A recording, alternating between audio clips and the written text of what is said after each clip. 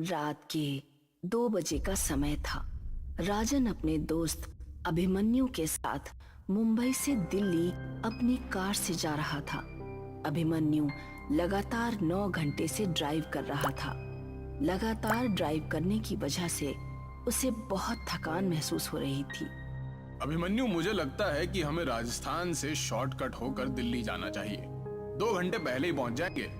और वैसे लगातार कार ड्राइव करते करते मेरी हालत खराब हो गई है और ऊपर से पेट्रोल भी बहुत कम हो रहा है। हाँ यार, यहीं कहीं आसपास पेट्रोल पंप भी नहीं दिखाई दे रहा, इसलिए कहता हूँ राजस्थान होते हुए शॉर्टकट ले ले। वहां पर जरूर कोई ना कोई पेट्रोल पंप हमें दिख जाएगा। अभिमन्यु ने गाड़ी राजस्थान की ओर जाने वाले हाईवे पर मोड़ ली। लगभग 1 घंटे बाद अर्जुन और अभिमन्यु तेजी से गाड़ी ड्राइव करते हुए माधवगढ़ के एक सुनसान गांव की ओर से गुजर रहे थे कि तभी उनकी नजर एक पेट्रोल पंप पर पड़ी। अचानक अभिमन्यु की कार झटका देते हुए रुक गई। अर्जुन की आंख लग चुकी थी। कार अचानक रुकने से अर्जुन नींद से जागते हुए बोला, क्या हुआ? अरे दिखाई ही नहीं दे रहा है क्या? सामने पेट्रोल पंप है और कार में सिर्फ इतना ही पेट्रोल बचा है कि ये 20 से 30 किलोमीटर दूर ही चल पाएगी। एक पल को तो मुझे लगा जैसे कि एक्सीडेंट हो गया हो। अरे कार मैंने नहीं रोकी अर्जुन, मेरी नजर ही इस पेट्रोल पंप पर पड़ी थी और कार अपने आप झटका देते हुए रुक गई। लेकिन जो भी हुआ अच्छा हुआ, पेट्रोल तो हमें कहीं ना कहीं से डलवाना ही था ना। अभिमन्यु और अर्जुन कार से बाहर निकल आए। उन्होंने देखा उस पेट्रोल पंप पर एक भयानक और अजीब सा सन्नाटा छाया हुआ था। अरे यार, यहाँ तो मुझे कोई नहीं दिखाई दे रहा। कहीं ये पेट्रोल पंप बंद तो नहीं पड़ा? यानी बंद तो नहीं है, क्योंकि सामने ऑफिस तो खुला है और लाइट भी जल रही है। और वो देख, इस पेट्रोल पंप के अंदर तो एक छोटा सा रेस्टोरेंट भी है, उसके अंदर की भी लाइट जल रही है। मगर मुझे लगता है कि उस रेस्टोरेंट के अंदर भी कोई मौजूद नहीं। अरे तो इसमें टेंशन वाली क्या बात है? अपने हाथों से पेट्रोल डाल लेंगे। इतनी रात में कौन देखेगा हमें? क्या पेट्रोल पंप के कर्मचारी ने हमें देख लिया तो वो हमें चोर समझेंगे? पेट्रोल पंप के आसपास इंसान तो क्या, एक चूहे का बच्चा भी नजर नहीं आ रहा। तभी उन दोनों के कानों में पीछे से किसी व्यक्ति की भारी आवाज टकराई। कौन हो तुम? उस आवाज को सुनकर वो दोनों चौंक कर पीछे की ओर देखने लगे। उन दोनों के सामने अजीब से चेहरे वाला एक व्यक्ति खड़ा हुआ था। यार, इसकी शक्ल तो बड़ी भयानक लग रही है। ऐसा लग रहा है जैसे कि शमशान घाट की चिता से अभी अभी उठकर आया हो। हाँ यार, बोल तो तू बिल्कुल सही रहा। मैं खुद पहली नजर में इसकी शक्ल देखकर डर गया था। लेकिन हमें क्या, हमें सिर्फ पेट्रोल डलवाना है और यहाँ से निकलना है।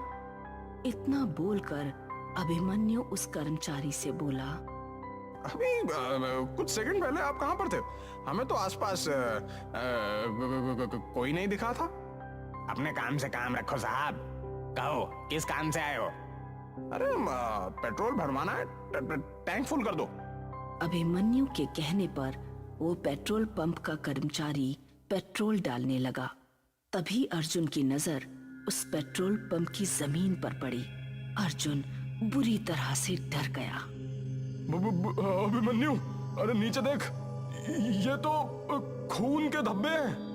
तभी उन दोनों के कानों में उस कर्मचारी की आवाज टकराई। टैंक फुल हो गया साहब, अब आप लोग जा सकते हैं। वो कर्मचारी देखते ही देखते उन दोनों की आंखों के सामने से गायब हो गया। ये देखकर अभिमन्यु और अर्जुन की आंखें दहशत से फटी की फटी रह गई। अरे लगता है हम दोनों गलत जगह आ गए हैं। वो दोनों तुरंत कार के अंदर बैठ गए। अर्जुन ने अपनी कार हाईवे पर दौड़ा दी। अभिमन्यु को कार ड्राइव करते हुए 1 घंटे से ज्यादा हो गया था, मगर रास्ता था जो खत्म होने का नाम भी नहीं ले रहा था। तभी अचानक अर्जुन की नजर एक और पेट्रोल पंप पर गई। यार, ये पेट्रोल पंप हमें कुछ जाना पहचाना नहीं लग रहा। जरा गाड़ी रोक। अबे पागल हो गया क्या है? हमें यहाँ से निकलना है, देखा नहीं तूने? कि किस तरह से वो पेट्रोल पंप वाला देखते ही देखते हमारी आंखों के सामने गायब हो गया था। अरे मेरी बात को समझने की कोशिश क्यों नहीं कर रहा? एक सेकंड के लिए गाड़ी रोक के तो देख। अर्जुन की बात सुनकर अभिमन्यु ने अपनी कार रोक दी। वो वही पेट्रोल पंप था जिस पेट्रोल पंप से वो लोग भागे थे। आंखें फाड़े उस पेट्रोल पंप को देखे जा रहे थे कि तभी उनके कानों में उसी कर्मचारी की आवाज टकराई। अरे तुम मुझे पेट्रोल के पैसे नहीं देकर गए थे साहब। उन दोनों ने जैसे ही खिड़की के सामने देखा तो वही कर्मचारी अपनी भयानक शक्ल लिए हुए उन दोनों को देख रहा था। कुछ ही पलों में अर्जुन और अभिमन्यु की चीख सन्नाटे को चीर गई। इस घटना के 3 महीने बाद शाम के 5 बजे एक कार तेजी से माधवगढ़ के हाईवे पर दौड़ रही थी। कार के अंदर 3 लोग सवार थे, करण, नंदिनी और विजय। वो तीनों पुलिस वाले थे जो 3 महीने पहले लापता हुए अर्जुन और अभिमन्यु की जांच कर रहे थे। कार विजय ड्राइव कर रहा था और विजय को ड्राइव करते हुए काफी देर हो गई थी।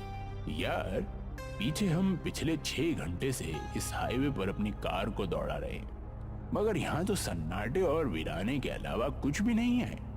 अरे मेरी भी कुछ समझ नहीं आ रही है। आखिर ये अर्जुन और अभिमन्यु रात के इस वक्त इस सुनसान इलाके में कर क्या रहे थे?